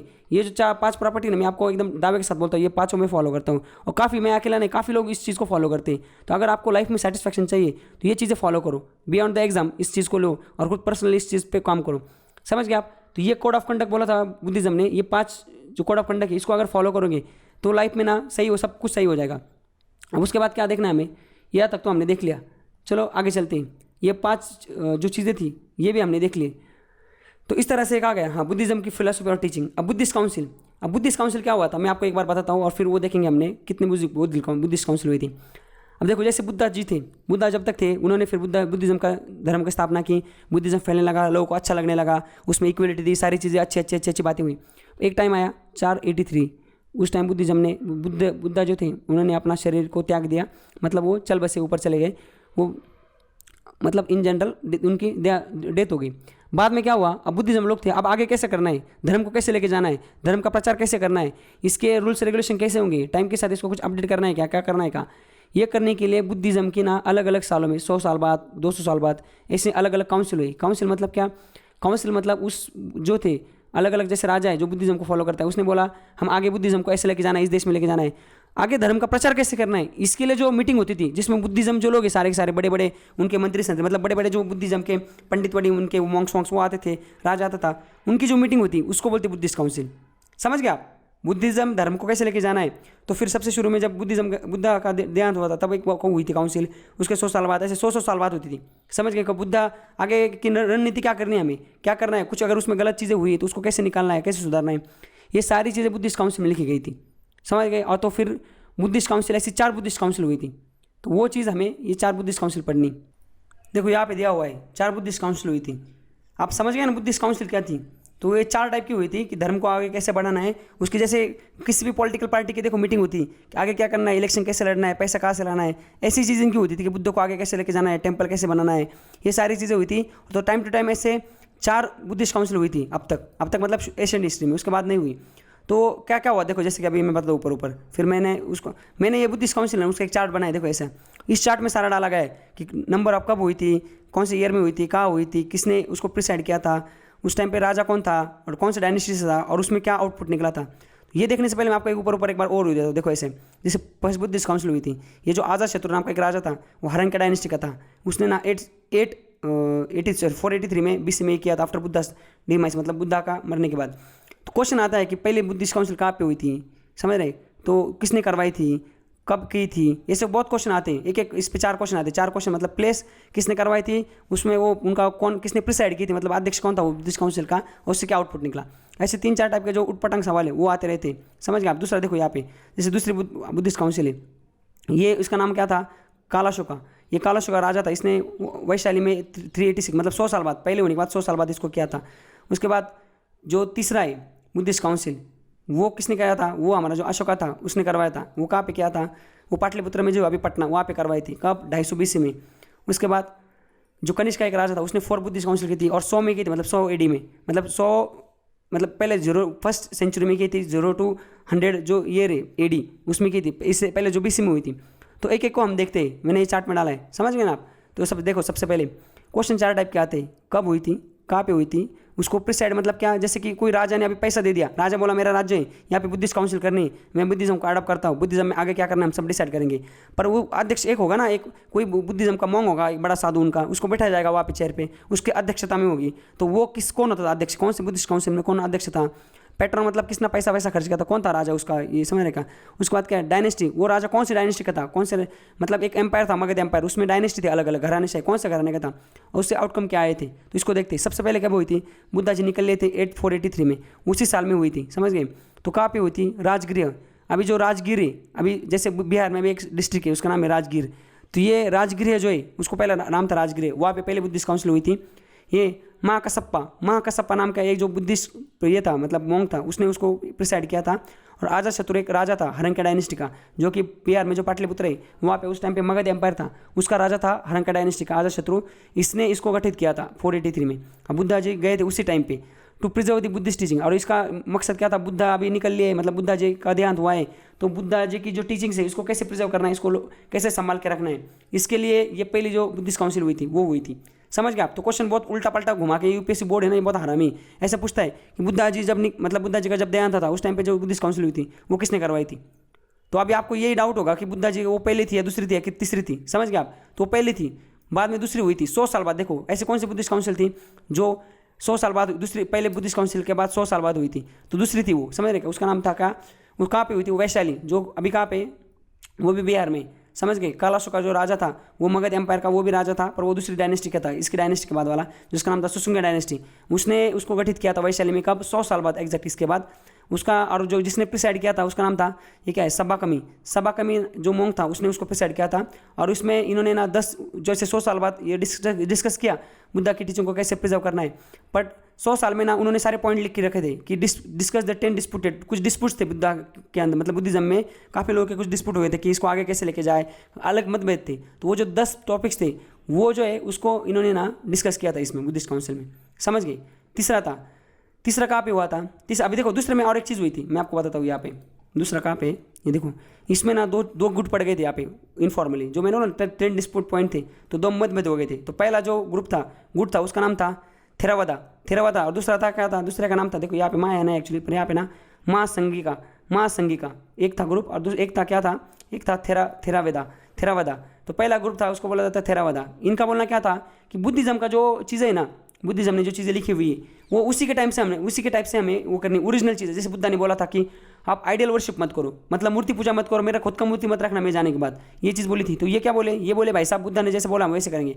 पर महायाना क्या बोले, महायाना भाई बोले अरे यार हमें समाज के साथ अपडेट होना है, लोगों ने शिव की मूर्ति लगी है, उधर विष्णु की मूर्ति लगी है, हमें भी थोड़ा लिबरल होना है, लिबरल तरीके से करना है, मतलब इसको थोड़े चेंजेस करने हैं समाज के हिसाब से, टाइम के हिसाब से। तो ये थे दो गुट पड़े थे, ये जो है महासंगिका और थेरा। अब बाद में जाके फिर यही समझ का महायाना और हमें हिमायाना बने थे, पर थोड़े लेट बने थे। तो ऐसे दो ग्रुप बने थे। कब, सेकंड बुद्धिस्ट काउंसिल जब बनी थी, उसका जो आउटकम आया था उस टाइम पे द 10 डिस्प्यूटेड पॉइंट में। आगे तीसरी बुद्धिस्ट काउंसिल किसने गठित की थी, तीसरी बुद्धिस्ट काउंसिल जो थी ना, वो जो हमारे अशोका जी थे, अशोका सुना हो ना, सम्राट अशोक, इसने की थी। ये मौर्य डायनेस्टी, मतलब वही मगध एम्पायर, वही राज्य, वही मगध। जैसे क्या है ना, दिल्ली में कांग्रेस गवर्नमेंट है, बीजेपी गवर्नमेंट है, समझ ऐसा। तो और दिल्ली तो एक ही, मतलब जैसे कि उस टाइम पे मगध एम्पायर था। मगध मतलब अभी का जो बिहार है, वो पाटलिपुत्र उसकी कैपिटल थी, मगध एम्पायर था। उसमें अलग अलग डायनेस्टी आती थी, पहले हरंग की डायनेस्टी थी, बाद में सुसुंगा थी, बीच में एक दो डायनेस्टी आई जैसे नंदा डायनेस्टी, उसके बाद आई थी मौर्य डायनेस्टी। तो ये जब 483 के बाद 100 साल ये पहले हुई, उसके बाद 100 साल बाद ये हुई, उसके बाद हुई नहीं जल्दी। फिर 250 BC में पाटलिपुत्र जी उनकी कैपिटल थी बिहार में। वहाँ पे अशोका ने क्या हुआ था, उसके एक गुरु थे मोंगलीपुट्टा तिस्सा, मोंगलीपुट्टा जो अशोका के गुरु थे, इन्होंने उसी काउंसिल को गठित किया था। और वो जो काउंसिल थी उसको गठित किया गया था, वहाँ पे इसने उनको प्रिसाइड किया था। तो ये जो काउंसिल थी इसका डिस्कशन क्या हुआ था, मतलब क्यों था, देखो क्या हुआ था उस टाइम पे जो मॉन्क्स थे ना, ये बहुत नाटक करने लगे थे बाद में। ये लोग ना, इनको ना बहुत बढ़िया सी लाइफ चाहिए थी, मतलब ये एकदम VIP ट्रीटमेंट ले रहे थे। टू प्यूरिफाई बुद्धिज्म का जो मॉन्क्स थे, अपॉर्चुनिटी फ्रैक्शन जो थे एंड करप्शन इन संघा में करप्शन होता था। मतलब ये जो मॉन्क्स थे ना, ये थोड़े चेंज हुए थे। ये लोग ना वहाँ, मतलब जो होता है ना बुद्धिस्ट का, उनका जो टेम्पल टाइप जो होता है बुद्धा का, वहाँ पे जाके रहने लगे थे, औरतों को लेके घूमने लगे थे, समझ रहे। तो बुद्धिज्म जो था ना वो थोड़ा करप्ट हो गया था। तो उसको सुधारने के लिए पाटलिपुत्र में अशोका ने बोला हमें बुद्धिज्म को, इसने आपको पता होगा इन्होंने बुद्धिज्म का अपनाया था। तो बुद्धिज्म को सुधारने के लिए अशोका ने ये काउंसिल का गठन किया था। कब, तो क्वेश्चन आएगा तीसरी बुद्धिस्ट काउंसिल कहाँ पे हुई थी, पाटलिपुत्र में हुई थी। कब हुई थी, 250 BC में। किसने करवाई थी, अशोका ने। प्रिसाइड किसने की थी, मोंगलीपुत्र तिस्सा ने। और वो कौन सा अशोक, कौन सा डायनेस्टी था, मौर्य डायनेस्टी था। उसके बाद चौथी जो बुद्धिस्ट काउंसिल थी ये कश्मीर में हुई थी। कुंदलवना जो एरिया है कश्मीर में, वहाँ पे हुई थी। कब हुई थी, 71 AD में। 71 AD मतलब क्या, अभी BC खत्म हो चुका है, 0 से लेके यहाँ पे हम इधर प्लस में आ चुके हैं। उसमें प्लस में कहा 71 AD में, समझ गए। तो 71 AD में हुई थी। और एक किसने की थी, कनिष्का एक राजा था। अशोका और कनिष्का ये जो राजा है ना, मतलब जो दुनिया के जो महान राजा है ना, जैसे छत्रपति शिवाजी, अकबर, ये बहुत बड़े बड़े मतलब लीडर होके गए, बहुत बड़े बड़े महान राजा थे, ये बहुत कैपेबल थे, एक राजा बनने की औकात थी इनकी, समझ गए। तो और इनके जैसा कोई नहीं दूसरा, इनकी ये बहुत यूनिक चीज़ है, इन पे बहुत स्टडी किया जा सकता है। ये बहुत ही अलग थे, बहुत ही स्मार्ट, समझदार, एबल एडमिनिस्ट्रेटर थे। वैसे उसमें अशोका का भी एक नाम आता है, और ये कनिष्का जो है ना, ये कनिष्का का भी उसका नाम आता है। ये कुशन डायनेस्टी का था, कुशन डायनेस्टी थी कश्मीर में, जो पेशावर है अभी पाकिस्तान में, वहाँ पे इनका हेडक्वार्टर हुआ था। बाद में इधर इंडिया में भी घुस गए थे, पर बिहार तक। तो ये कुशन डायनेस्टी का आदमी था कनिष्का। इसने कुंदल बोलाना, ये जो जगह थी कश्मीर में, वहाँ पे 71 AD में इसने की थी। और प्रिसाइड किसने किया था, क्या वसुमित्र एंड अशोघोषा, ये जो दो बुद्धिस्ट प्रीस्ट थे, इन्होंने उसको ये किया था। अब इसका आउटकम क्या आया था, इसका आउटकम ये आया था, बुद्धिज्म है ना वो दो पार्ट में बट गया था। एक का नाम था महायाना, दूसरे का नाम हिमायन था। ऐसा भी क्वेश्चन आता है उल्टा पलटा करके कि कौन से बुद्धिस्ट काउंसिल के बाद बुद्धिज्म जो है दो सेक्ट में बढ़ गया था, महायाना हिमायना। तो वो फोर्थ बुद्धिस्ट काउंसिल थी जो किशन एम्पायर का, जो कुशन एम्पायर का राजा था कनिष्का, उसने करवाई थी, समझ गए। और क्या हुआ था महायाना हिमायना, जैसे मैंने आपको बताया ना, देखो यहाँ पे ये था कनिष्का, ये देखो यहाँ पे लिखा हुआ है। बुद्धिज्म जो थे ना, जैसे मैंने बताया ना आपको, जो पहला जो था हिनायाना का बोलना था ओरिजिनल टीचिंग को हम प्रिजर्व करेंगे, प्रैक्टिस करेंगे। और महायाना जो था उसने बोला था कि भाई साहब हमें ना थोड़ा ये करना है, क्या बोलते हैं, समाज के साथ सुधारना, मतलब सोसाइटी के साथ अपडेट होना है, और हमें थोड़ा लिबरल बनना है। अब ये जो महायाना थे, इनका स्क्रिप्चर जो था वो संस्कृत में लिखा जाता था, और बुद्धिज्म का जो था बुद्धा ने पाली में लिखा था, तो हिनायाना ने भी पाली में कंटिन्यू किया था, समझ गए। इस तरह से हमने जो बुद्धिस्ट काउंसिल थी सारी की सारी, ये बुद्धिस्ट काउंसिल को भी हमने एक बार पढ़ लिया है। देखो यहाँ तक हमने कवर कर लिया। अभी आगे चलते हैं, जो चौथा टॉपिक है वो है बुद्धिस्ट टेक्स्ट। अब देखो बुद्धिस्ट टेक्स्ट क्या है, मतलब क्या, बुद्धिस्ट जब थे, बुद्धिज्म जब चला था उस टाइम पे, बुद्धा के टाइम पे बुद्धिज्म जो है उसके बारे में किस चीज़ में लिखा था, उसके सोर्सेस क्या है, हमें कहाँ से पता चला। हम जो पढ़ रहे हैं अभी ये बुद्धिज्म वगैरह ये सारी चीज़ें, ये कहाँ से पता चला, तो ये बुद्धिस्ट कुछ सोर्सेस है वो हमें देखना है। और बुद्धिज्म के टाइम में कुछ लिखापटी हुई थी, कुछ राजाओं ने बुद्धिज्म के बारे में लिखा था, वो भी हम देखेंगे। तो बुद्धिस्ट टेक्स्ट क्या है, देखो बुद्धिज्म के बारे में जो सोर्सेस है ना, उसको बोला जाता है त्रिपिटकास। यहाँ पे दिखा त्रिपिटकास और तिपिटकास या त्रिपिटकास, ये बोला जाता है। और जो लिखा है पाली में, तो ये जो तिपिटका है, जो है तिपिटका, ये 3 टाइप की तिपिटका है। पहला क्या है, सूत्र पिटिका, दूसरा है विनय पिटिका, और तीसरा क्या है अभिधर्मा पिटिका। तो ये जो शूद्र पिटिका, विनय पिटिका और अभिधर्मा पिटिका है, क्वेश्चन आएगा शूद्र पिटिका किससे रिलेटेड है, अभिधर्मा किससे रिलेटेड है या विनय पिटिका किससे रिलेटेड है। तो ये बुद्धिज्म के सोर्सेस है, ये दीपिका है और इसके बारे में हमें इससे जो कुछ लिखा हुआ था बुद्धिज्म के बारे में उसमें हमें सारी चीज़ें पता चली। देखो जैसे विनय पिटिका, उसमें क्या लिखा है, rules of conduct of governing daily affairs within the sangha. जो संघा थे मतलब जो बुद्धिज्म के जो मॉन्क्स वगैरह थे उनके, उसमें रूल्स रेगुलेशन क्या थे, बोस मतलब मॉन्क्स और नन्स, इनके जो मेल फीमेल जो मॉन्क्स थे मतलब पंडित थे, इनके रूल्स रेगुलेशन क्या थे, डेली लाइफ के अफेयर कैसे करने थे, ये इसमें लिखा गया था सारे के सारे। सुत्त पिटिका, उसमें लिखा गया था कि discourse attributed to Buddha and few of his closest discipline. ये जो है एट्रीब्यूट जो दिया था बुद्धिज्म को वो क्या था वो। और ये जो अभिधर्मा पिटिका जो है इसमें डॉक्ट्रिन लिखी गई थी सारी की सारी मतलब समझ रहे, इन्वेस्टिगेशन माइंड एंड मैटर, ये चीज़ें लिखी गई थी। तो ये जो बुद्धिस्ट टेक्स्ट है इससे हमें पता चला गया था कि ये बुद्धिज्म हमने जो पढ़ा ये क्या है, इससे पता चला गया था। तो ये सोर्स ऑफ बुद्धिज्म है, समझ गए, सूत्र पिटिका, विनय पिटिका और अभिधम्मा पिटिका, इसको याद रखो आप। उसके बाद और देखो ये टेक्स्ट है, ये बहुत इंपॉर्टेंट है, इस पे आता है क्वेश्चन धम्मपदा। अब ये धम्मपदा क्या है, अब देखो ये जो सुत्त पिटिका हमने देखा ना लास्ट, इसमें ये बहुत बड़ी किताब है सुत्त पिटिका, इसमें काफ़ी चीज़ें लिखी है। हमने जैसे ऊपर देखा क्योंकि क्वेश्चन हमें इतना डिटेल में आता नहीं, पर कुछ कुछ आते हैं जैसे धम्मपदा। ये धम्मपदा जो है ना ये क्या है, कुद्दका निकाया, कुद्दका निकाया ये ना ये पार्ट है सुत्त पिटिका, सुत्त पिटिका का पार्ट है, समझ रहे हैं, और उसी का पार्ट है ये क्या, धम्मपदा। इसमें क्या है, इसमें सारे बुद्धा के जो देखो सेइंग्स ऑफ बुद्धा ने जो जो चीज़ें बोली इसको इसका कलेक्शन है। धम्मपदा मतलब क्या, सुत्त पिटिका जो उनका जो सोर्स है मतलब जो जैसे किताब वताब होगी उसके अंदर एक पार्ट है जिसका नाम एक क्या है सुत्त पिटिका में कुद्दका निकाया, उसमें ना ये सारी चीज़ें बुद्धा ने जो अच्छी अच्छी बातें की गई वो लिखी गई, और वो जो अच्छी अच्छी बातें जो लिखी उसका जो कलेक्शन है ना इसका बोला जाता है धम्मपदा, समझ गया। अब दूसरा है मिलिंदपना। मिलिंदपना क्या है पता है क्या आपको, एक ना इंडो ग्रीक किंग था, उसका नाम था मिंडरवन, उसको मिलिंदा भी बोला जाता है, मिलिंदा ऑफ बैक्टिका। ये जो राजा था ना इसने बुद्धा को कुछ क्वेश्चन पूछे थे, समझ गए, बुद्धा को उसको कुछ क्वेश्चन पूछे थे कब, मतलब बुद्धा को जो कुछ क्वेश्चन पूछे थे ना ये क्वेश्चन को लिखा गया था कब, 100 BC में, 100 BC में ये डिस्कशन था किसके बीच में, बुद्धा के बीच में डायलॉग डिस्कशन था मिलिंदा के बीच में और बुद्धा के बीच में, इसको 100 BC में लिखा गया था, बाद में लिखा गया था, मतलब समझ रहे क्या, ये पाली में था लिखा गया, बाद में इसको मतलब ये बाद में पता चला कि इसमें ऐसा ऐसा डिस्कशन हुआ था। तो वो जो डिस्कशन लिखा गया था ना 100 BC में मिलिंदा के बीच में और बुद्धा के बीच में, वो जो टेक्स्ट है उसको बोला जाता है मिलिंदपना, समझ गया।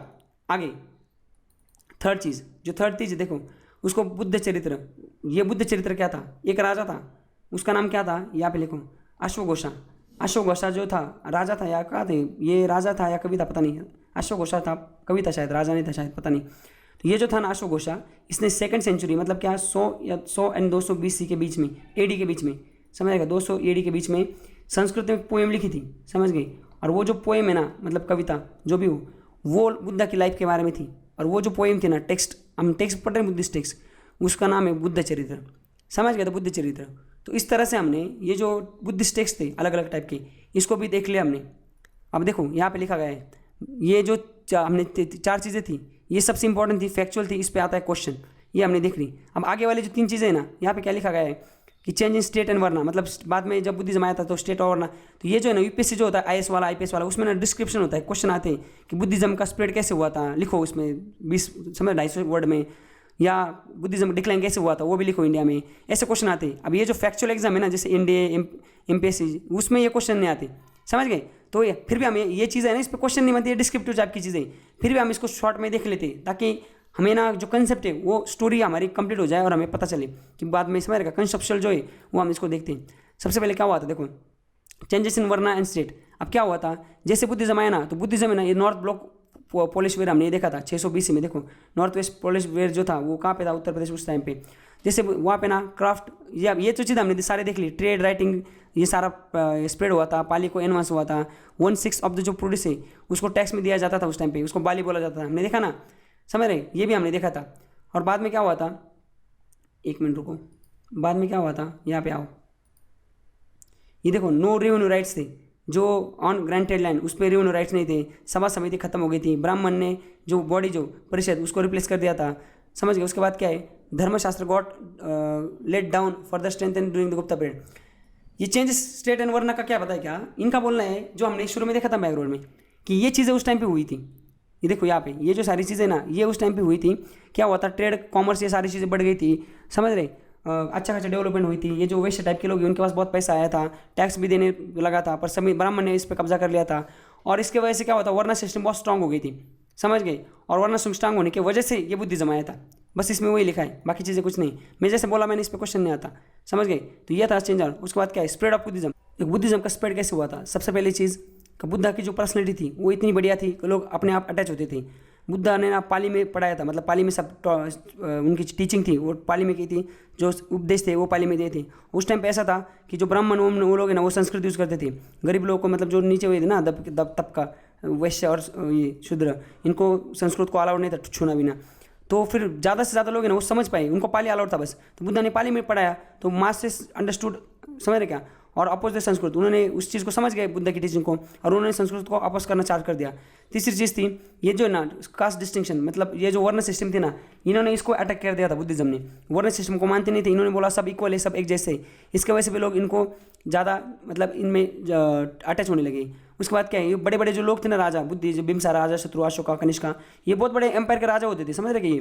तो इन्होंने बहुत दबा के पैसा दिया था। इसके वजह से क्या हुआ था, पैसे की वजह से देखो हर्षा जैसे बाद में, तो ये रॉयल पेट्रोनेज की वजह से भी बुद्धिज्म का इनको पैसा मिल गया, और फिर ये स्प्रेड होने में इनको मदद मिली।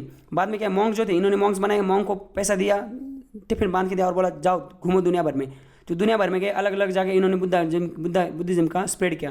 तो इस तरह से बुद्धिज्म जो स्टार्ट हुआ था बिहार से, वो देखते देखते 200-400 सालों में इतना, देखो इंडिया से यहाँ से निकला था बुद्ध, यहाँ पे देखो, यहाँ बिहार से निकला था, इतना निकला था कि चाइना वाइना सारे देखो जिसमें जापान वापान सारा, श्रीलंका देखो, श्रीलंका में भी गया था, बाद में यहाँ पे जापान में भी गए, हर एक ने। जैसे अशोका था भाई, अशोका ने अपने बेटा बेटी समझ रहे उनको भेजा था बुद्धिज्म के ये इसके लिए, स्प्रेड के लिए। तो इस तरह से बुद्धिज्म ना पूरी दुनिया भर में फैला था, समझ गए। और आगे देखते ये देखो, यहाँ तक हमने देख लिया बुद्धिज्म का स्प्रेड कैसे हुआ था। अब डिक्लाइन कैसे होता बुद्धिज्म खत्म कैसे हुआ था, इंडिया में कैसे खत्म हुआ था। डिक्लाइन मतलब खत्म तो नहीं ऑलमोस्ट, पर कम कैसे हुआ अचानक से, फिर इतना बढ़ रहा था सही से। तो देखो यहाँ पे कुछ रीजन दिए हुए। सबसे पहले क्या, जो फोर्थ बुद्धिस्ट काउंसिल हुई थी ना, कब, 71 AD में। कहाँ पे हुई थी वो, कश्मीर में हुई थी। किसने करवाई थी, जो कनिष्क का था उसने करवाई थी। कौन से एम्पायर का था वो कुशन एम्पायर का था। और उसका आउटपुट क्या आया था, बुद्धिज्म दो इसमें बढ़ गया था, महायाना और हिमायाना। अब हिनायाना जो थी, हिनायाना का बोलना था कि ओरिजिनल टीचिंग को स्प्रेड करना है बुद्धिज्म की, महायाना का बोलना था थोड़ा लिबरल बनना है। तो इसकी वजह से 2 पार्ट में बढ़ गया था। फिर लोगों का भरोसा थोड़ा उड़ने लगा, लोगों को लगा मोरल स्टैंडर्ड गिर गए। शुरू में क्या था, पाली था, सब लोग पाली यूज़ करते थे बुद्धिज्म के टाइम पे। फिर बाद में जो लेटर मॉन्क्स को वीआईपी ट्रीटमेंट, मतलब ये खुद को वीआईपी समझने लगे, ये लोग संस्कृत यूज़ करने लगे। समझ गया। आप खुद सोचो, आप अगर आप इस इंटेंशन के साथ एक धर्म की स्थापना करते हो कि लोगों के साथ डिस्क्रिमिनेशन हो रहा है, भेदभाव हो रहा है, कुछ लोग बड़े वीआईपी समझ रहे हैं खुद को, इसलिए हमने धर्म बनाया, सब लोग संस्कृत यूज़ करते हो, वहाँ पे हम पाली यूज़ करेंगे। तो इसलिए सारा धर्म बनाया, सब चलता रहा, 1-2 साल, 2-4 साल, 100 साल हो गए, 200 साल हो गए। उसके बाद में आप में वही हो गया, आप में और उसमें क्या डिफरेंस रहा, फिर आप भी संस्कृत यूज़ करने लगे। तो बुद्धिज्म ने भी संस्कृत को यूज़ करना स्टार्ट कर दिया था मोंक्स लोगों ने, समझ गए। और ये थोड़ी वीआईपी ट्रीटमेंट लेने लगे थे, इन्होंने लग्जरियस लाइफ जीने लगे थे, समझ रहे। मॉडर्न स्टैंडर्ड को इन्होंने डेट्रॉइट किया था। इसके वजह से भी लोगों को लगा ये भी सारा, मतलब बुद्धिज्म भी, ये भी करप्ट हो चुका है, लोगों ने इसको छोड़ दिया। बाद में जो बुद्धिज्म था ये डिक्लाइन इसलिए, गुप्ता पीरियड जब आया था तो हिंदुज्म जो था, गुप्ता जो राजा थे ना वो हिंदू राजा थे, इन्होंने ना हिंदुज्म के लिए बहुत पैसा दिया। तो ये इनको जो पैसा मिलता, हर राजा के पास से पैसा मिलता था बुद्धिज्म वाले को, क्योंकि हर राजा बुद्धिज्म अपनाता था उस टाइम पे। तो जैसे गुप्ता पीरियड आया 650 AD में, तो ये इनको पैसा, राजा से पैसा मिलना बंद हो गया। तो पैसा नहीं तो फिर पार्टी का प्रचार कैसे होगा, तो प्रचार बंद हो गया। तो इसकी वजह से बुद्धिज्म कम हो गया। और बाद में क्या होता, ये जो आदिशंकरा और ये क्या है कुम्मरीला, ये जो थे ना, ये पॉपुलर लोग थे हिंदुज्म में। इन्होंने ना हिंदुज्म पे काफ़ी काम किया। इन्होंने पता चल गया हिंदुज्म का खामिया क्या है, क्या इन्होंने ऑर्थोडॉक्स हिंदुज्म को बहुत प्रमोट किया। फिर हिंदुज्म वापस एक बार चमक गया और बुद्धिज्म डिक्लाइन होने लगा। और लास्ट में क्या रीज़न है कि इन्वेंशन बाय ये जो चाइना के ऊपर, मतलब ऊपर जो लोग थे ना हमारे सेंट्रल एशिया से, वो हंस और इस्लामिक आर्मीज, ये जब इन्होंने 11वीं सेंचुरी में या 1000 सेंचुरी में, 1100 सेंचुरी और 1000 सेंचुरी में ये लोग जब आए थे ना यहाँ पे इंडियन सब कंटिनेंट में, इन्होंने यहाँ पे अटैक किया था। यहाँ के काफ़ी लोगों को हरा दिया था, राजा को, हिंदू राजा को भी हराया था। उस तरह बुद्धिज्म को भी, बुद्ध राजा को भी हराया था। तो इस तरह से बुद्धिज्म का जो इन्फ्लुएंस इंडिया में, वो सब इंडियन सब कंटिनेंट में वो कम हुआ था और बुद्धिज्म धीरे धीरे डिक्लाइन हो गया था। और अभी इंडिया में बहुत कम पॉपुलेशन है और बाकी जगह बहुत ज़्यादा है। तो इस तरह से देखो, हमने ये जो इतने टॉपिक्स थे गौतम बुद्ध की लाइफ के बारे में हमने डिटेल में देखा, उनकी philosophy, Buddhist council, Buddhist text, changes in state and varna, causes of spread of Buddhism and decline of Buddhism, ये सारी चीज़ें हमने एकदम डिटेल में देख ली, समझ गए। तो इसी तरह से आज हमने हमारा जो ये चैप्टर था बुद्धिज्म, ये देखो ये 4 नंबर का जो चैप्टर था हमारा एशियन हिस्ट्री का, बुद्धिज्म और जैनिज्म, इसका जो पहला पार्ट था बुद्धिज्म वो देख लिया। अब नेक्स्ट लेक्चर में हम क्या देखेंगे, जैनिज्म को देखेंगे, समझ गए आप। तो आपने अगर चैनल को सब्सक्राइब नहीं किया है तो चैनल को सब्सक्राइब कीजिए, वो आप घंटी उसको दबाइए, वीडियो को शेयर कीजिए, आपके जितने भी दोस्त बुद्धिज़्म वाले उनको इस वीडियो को मतलब दे दीजिए देखने के लिए। आपके घर वाले अगर कोई इंटरेस्टेड हो ज़्यादा हिस्ट्री विस्ट्री सुनने में, इनको भी हमारे जो जीएस की वीडियो है ये उनको सुनाया कीजिए, ताकि समझ रहे क्या जनरल नॉलेज बढ़ता है, थोड़ा बहुत समझ रहे क्या पता चलता है पहले कैसा था अब कैसा है। तो आज के लेक्चर में बस इतना ही। Thank you so much and enjoy. ऐसे और वीडियो के लिए चैनल को सब्सक्राइब कीजिए और साइड में दी हुई बेल को प्रेस कीजिए।